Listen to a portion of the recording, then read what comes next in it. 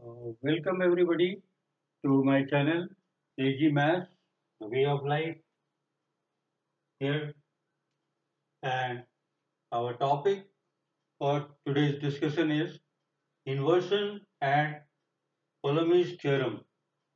We have discussed about Ptolemy's theorem versus Pythagoras theorem in my previous videos. This particular video I'll talk about Ptolemy's theorem.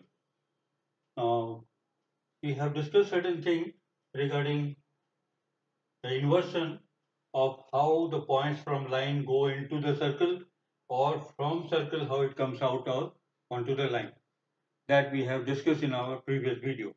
Now let us see, can we turn the circle into a line? Can I turn this whole circle with these 4 points into a line? We select the center of inversion of the circle at O. Here is the circle which is having a quadrilateral ABCD. I join these points ABCD, right? And it makes a quadrilateral here. And I have picked up a point O, which is called the center of inversion. Now we want to get into how this point from circle will come back to the line. For that, I know we have to connect the points through this center onto the line. That is the first point we have to do. So if this is connected like this, A and O will go somewhere like this, then B and O will go somewhere like this, and C and O will come down. Here you see all these connections from all this point A, B, C, D are coming onto the line L, right?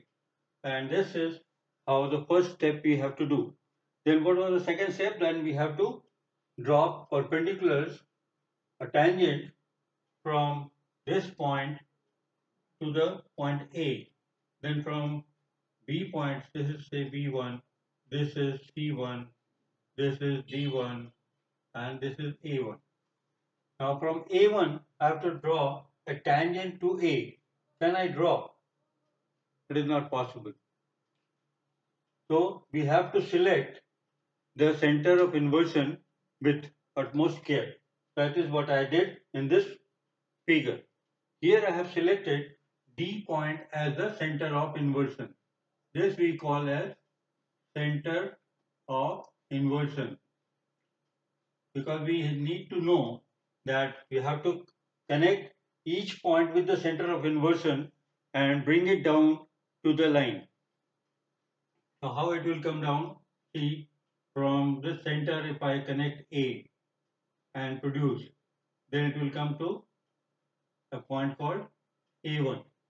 If I connect this point D, this is the center of inversion, to point C and then produce it, it will come to a point C1.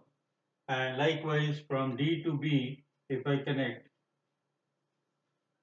and produce it, it will come to the point called B1. Now we have got A1, B1, C1 as the connectors from the center of inversion. And from this figure, we can say that this length A1, B1 and this length B1, C1 when put together is equal to A1, C1. A1, B1 plus B1, C1 is equal to A1, C1. Now what happens to the distance during inversion? When it is getting inversion from center out to the straight line, what happens to the distance? That we will study in another figure. So let me draw another figure here. This you understood that we have to pick up the center of inversion with utmost care. Now I'll draw another circle and show you how the distance changes, how the distance will change if I simply express that. Suppose O is my center, O is the center, and we have a point called X outside. Suppose X point is somewhere here. Then as per the inversion, what is the first step? You have to join the external point with the center of inversion, joining the outer point with the center of inversion. O is center of inversion and X is a point outside the circle. Point outside the circle. So first step was to join the outside point with the center of inversion. Then what is the second step? You draw a tangent from the point X onto the circle. So from this point, if I have to draw a tangent, the tangent must be perpendicular to the radius at the point of contact, right?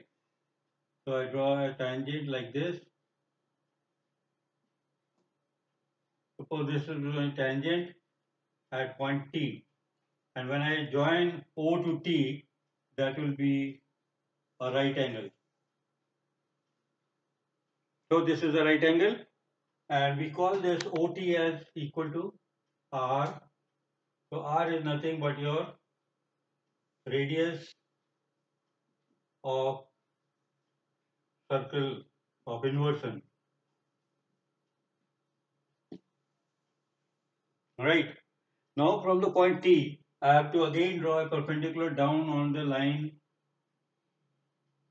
of X, and this point is called the X1.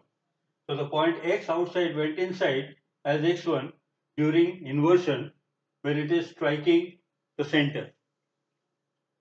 And by this, what we can say, we see that triangle OTX1, here you see triangles OTX1 and OTX. These are the two right angle triangles which are similar because both have got one right angle and one side is common, TX1, and OT is also common. TX1 is common, no sorry, OT is common. Angle OTX is equal to angle OX1T1, OX1T each equal to 90 degrees. And we have OT is equal to OT is equal to R. This is common. So now we can say these two triangles have got similarity. And by similarity, what we can write is OT by OX1. We can write OT by OX1 is equal to OX by OT, right? Is equal to OX by OT. And by cross multiplication, what we get is OT square is equal to OX into OX1, and OT square is nothing but R square.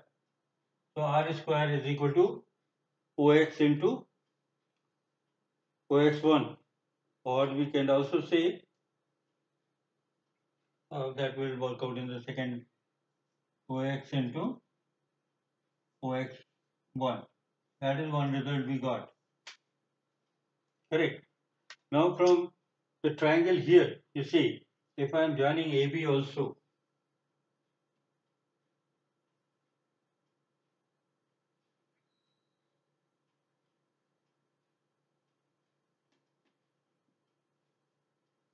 in this figure, if I copy here, suppose this is your center of inversion, then what will it look like? It will have a figure like this, then AB1 is parallel like this, and it is connected like this. So it is A1, this is B1, and here we call it as O, and let there will be a line like this, which was A and B. So what I did, I have simply copied this much out here. Why I did this? To show that triangles OA1B1 and OAB, what is the relation? This was earlier. In triangles OA1B1 and OAB, what is the relation? Angle O is common, right? Angle O is common. That is one thing we can say. And OA and OB are the radius. OA is equal to OB is equal to the radius. This is the radius. Not radius, sorry. This we will not call radius because it is from the center of inversion. We won't call it radius at the moment. Now we can say that R1 square, R square is equal to OX into OX1 was here. OX into OX1. So what will happen here? OA1 into OA, right? OA1 into OA we can write. So we can also write R square is equal to OA into OA1. This is also equal to OB into OB1 as per this result. If this result from this triangle is true, then from this triangle we have this is the object outside and this is the point where the center of inversion is bringing it onto the circle. This is the point, or this is the point from the circle, it goes out to the line at B1. So this is the line. How the point on the circle has gone to the line. There the point was from outside inside the circle. So the relationship is similar. So we can say OA by OB is equal to OB1 by OA. From this relation, or we can write it here also, OA into OA1 is equal to OB into OB1. This is what I got from this box, correct? And this we can write OA by OB is also equal to OB1 over OA1. Hence, OA1B1 is similar to triangle OBA.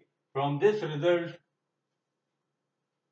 we can go back here and say that triangles OAB and OA1B1 are similar, right? When we say these are similar, I hope this is clear. I have brought this similarity concept.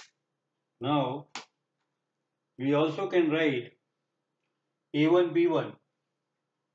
I'll just clean this.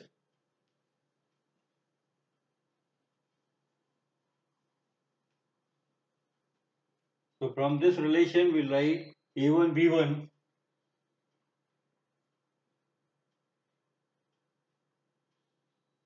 this side, A1B1 by OA1, the whole thing, OA1 from the big triangle A1B1 and OA1 is equal to AB by OB.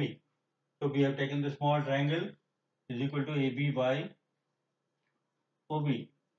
Though in the figure it doesn't look like, but by the theory and by the numerical equivalency, we say that these two triangles are similar. And as the similar triangles, we have sides proportional. And if sides are proportional, we can write the different ratios. Now from this also we can also say A1B1 is equal to A1B1, the distance part. A1B1 is nothing but equal to AB into this. AB will go up and OA1 will be there. So AB into OA1 over OB. AB into OA1 by OB, or A1B1 we can also say is equal to But OA into OA1 is equal to R square. That also we have proved, no? OA into OA1. We have already said that OA into OA1 is equal to R square.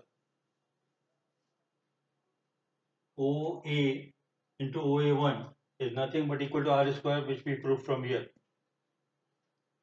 Right? So we will replace that and say that R square is equal to OA1 or OA.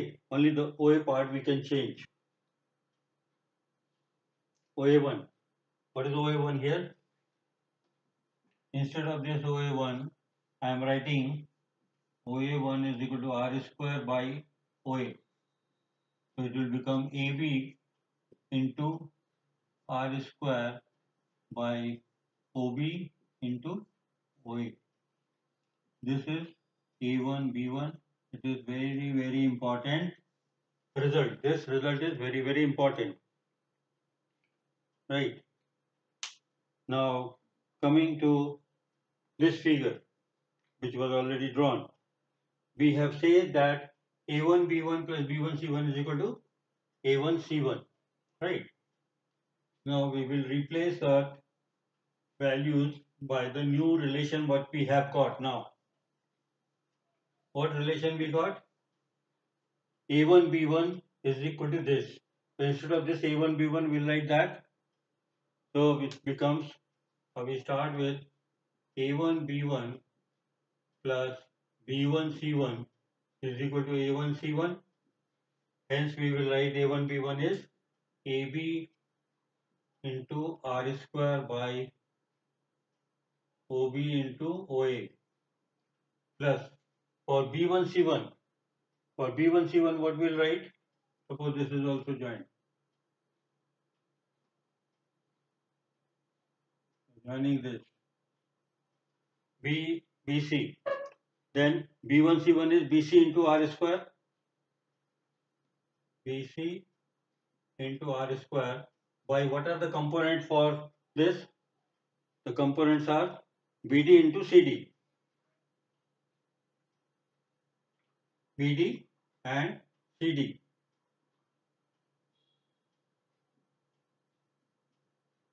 Is equal to, here it was OB and OA, and for BC R square it will be, for BC it will be making BD and CD.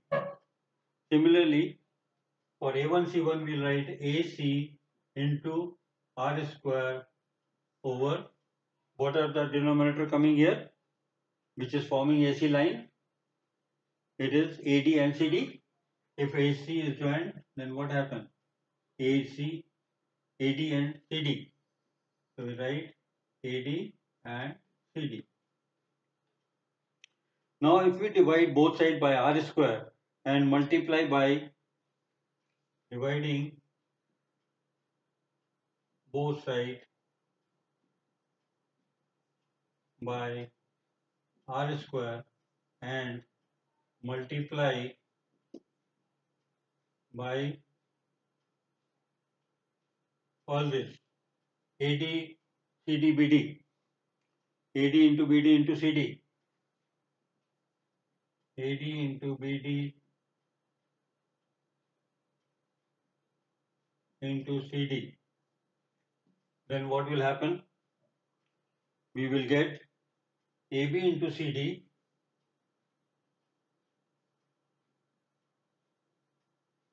plus BC into AD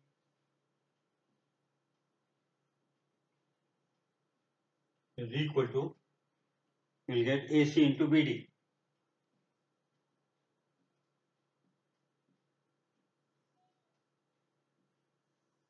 This is what is called the Coulombic theorem.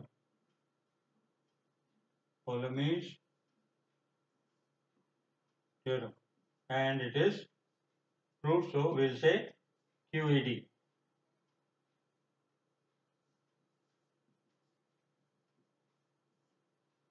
This was very useful theorem to prove that how the inversion helps in proving the Coulomb theorem, and Coulomb theorem helps us to prove the Pythagoras theorem. I hope this video you have liked, and please click on the like button and also subscribe. And if you have any questions regarding this topic, or you want to have some more knowledge in some different topic, please try to reach me through my email address or through the address which is already given in the comment box here down. Thank you very much for your valuable time. Looking forward to meet you again. Thank you.